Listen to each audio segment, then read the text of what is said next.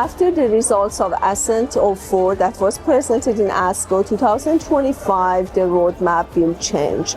Now we expect that patients who are PD-L1 positive will be treated with SG plus pembrolizumab as first-line therapy. Patients who were randomized to SG plus pembro, they did better.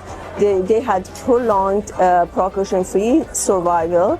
These patients could benefit from shorter duration because we can predict higher rate of PCR in these patients' population. How do factors like ER levels or HER2 strength help decide on shorter chemo for HER2-positive breast cancer? Based on presentation in ASCO 2025, we know that patients who are hormone receptor negative HER2 positive, the rate of PCR is much higher.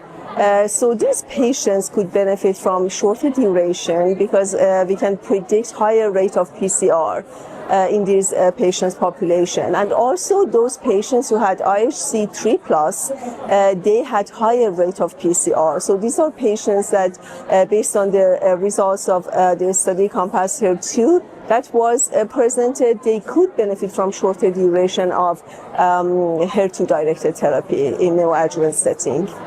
Why does sacituzumab govitecan with pembrolizumab work better than standard chemo for advanced triple-negative breast cancer?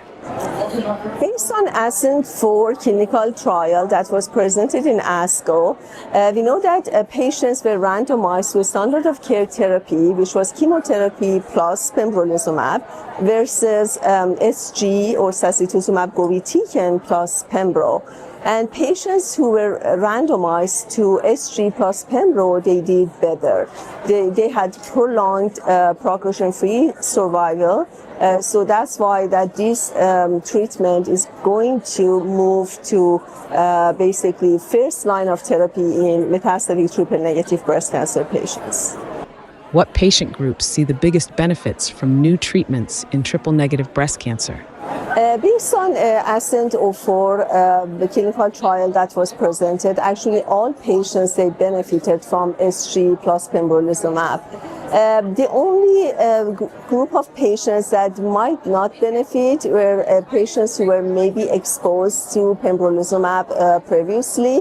The majority of patients in the study, they never received pembrolizumab in neoadjuvant or adjuvant settings. So this is the part that these patients might not respond to SG, but other than that, all subgroups of patients, they did great with SG plus pembro. How might the updated roadmap change how we treat metastatic triple-negative breast cancer step by step? So previously, the first-line standard therapy for triple-negative metastatic patients was combination of chemotherapy with pembro in patients who were PD-L1 positive.